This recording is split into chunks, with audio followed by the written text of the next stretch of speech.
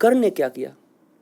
कर्ण को एक जगह पर कर्ण ने कहा, मेरी जहाँ बेइज्जती हो रही थी दुर्योधन ने मुझे बचाया है, इसलिए मैं जीवन भर मित्रता को निभाऊंगा। आपको मानवीय जीवन मिला, मानवीय जीवन मिला आत्मज्ञान प्राप्त करने के लिए। दुर्लभो मानुषो देहि देहि नाम क्षणभंगुरः तत्रापि दुर्लभम मन्ये वैकुंठ प्रिय दर्शनम। इस दुर्लभ मनुष्य शरीर में ईश्वरानुभूति करने को और ईश्वरानुभूति को लोगों तक बांटने के लिए आपको जिम्मा मिला था। मूल जिम्मा तो भूल गए, मूल जो रोल था वो तो भूल गए। और अमिताभ बच्चन कुली का रोल करने आए पिक्चर में और इतना भूल जाए कि घर वालों को ही भूल जाए और ये कुली होकर घूमने लगे, पकड़ के जया बच्चन ले जाएंगे घर, चलो रोल मिला है 5 करोड़ मिला है इसलिए कि तुम कुली हो गए हो।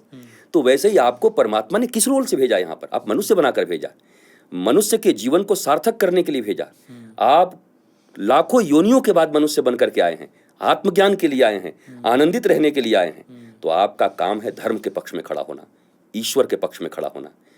और हमें जब मौका मिले तो ये मत कह दीजिएगा कि ईश्वर ने हमको इसी रोल के लिए लाया होगा, द्रोण मत बन जाइएगा। हमें जब मौका मिलेगा तो हम सैकड़ों दुर्योधन को और सैकड़ों धृतराष्ट्र का त्याग करके, नौकरी त्याग करके, और हम भगवान श्री कृष्ण के साथ खड़े हो जाएंगे। माँ भारत के साथ वंदे मातरम कहते हुए माँ भारती की सेवा के लिए खड़े हो जाएंगे। चाहे कोई कुछ मुझे दे दे, मैं इस भारत माता की सेवा के अलावा किसी की सेवा नहीं कर सकता। मैं भगवान राम, भगवान कृष्ण की और धर्म की सेवा, इसके सिवा मैं किसी की सेवा नहीं कर सकता। मतलब जो उनसे जुड़े हैं वो सब ईश्वरीय स्वरूप हैं, जो इनके विरुद्ध खड़े हैं वो मेरे विरुद्ध हैं, ऐसा मानना ही। श्री कृष्ण ने कहा महाभारत के समय, सुनो भैया, यहाँ 2 ही जगह है, या तो मेरे पक्ष में या मेरे विपक्ष में, बीच वाले मत आना बीच में कि ना हम इधर से लड़ेंगे ना उधर से लड़ेंगे। हालांकि ऐसे 2 कैरेक्टर हुए, एक तो स्वयं बलराम भगवान हुए, दाऊ जी, कि भाई हमारा तो चेला है दुर्योधन। तो ठाकुर जी ने कहा कि हाँ भैया ये तो पक्का है। तो ठाकुर जी ने कहा कि आप न रहें तो ज़्यादा अच्छा है, बाकी हम जिता ले जाएंगे। तो बलराम जी ने कहा तू जिता ले लाला, हम थोड़ा बैठ लेते हैं। और फिर एक हुए हमारे ये विदुर जी, जिनको दुर्योधन ने निकाला बेइज्जत करके। तो विदुर जी भी बोले ना हम इधर से लड़ेंगे ना उधर से लड़ेंगे। भगवान ने कहा आप चुपचाप बैठ जाओ काका, क्योंकि आप धर्म हो, धर्मराज हो, आप उधर रहोगे तो हम नहीं जीत पाएंगे। अब धर्म को उसने लात मार दिया है, अब उसको कोई जिता नहीं सकता, अब वो अधार्मिक हो गया है।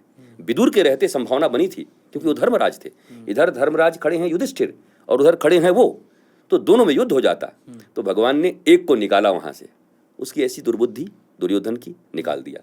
मैं किसी कैरेक्टर को दोष नहीं दे रहा हूं, क्योंकि ये सब भगवान की लीला है। लीला और तत्व में बड़ा अंतर होता है, क्योंकि कल के गए मेरे पीछे पता चला और लोग पड़ जाएंगे पीछे, धार्मिक लोग, हाँ आपने उनको ऐसे कहा। लीला और तत्व का अंतर वो समझते होंगे। तात्विक तौर पर सभी ईश्वर के अधीन हैं और ईश्वर के कथनानुसार लीला चल रही है। पर लीला के तौर पर अगर हम गुरु द्रोण की बातें नहीं करें तो कल सब कोई द्रोण बन के खड़ा हो जाएगा कृष्ण के खिलाफ।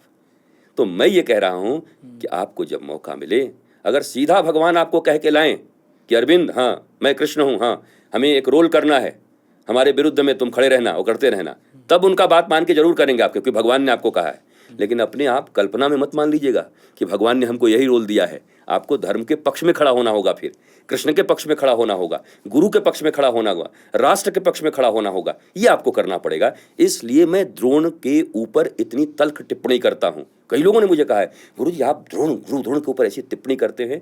मैंने तल्ख टिप्पणी इसलिए करता हूं कि उनके कैरेक्टर की तरह आपका कैरेक्टर हमारा कैरेक्टर न हो। हम उनके रोल तो उन्होंने ऐसा किया कि ऑस्कर अवार्ड भी उनके खत्म हो जाए। भगवान के कहने पर भगवान के विरुद्ध इतना तगड़ा कोई रोल कर सकता है? वो भगवान का पक्का भक्ति कर सकता है। उन्होंने रोल किया है, पक्का रोल किया है। परंतु मुझे ऐसा लगता है कि जो कैरेक्टर भगवान के विरुद्ध खड़े थे और धर्म के विरुद्ध खड़े थे, उनकी मीमांसा सनातन धर्म को करनी चाहिए।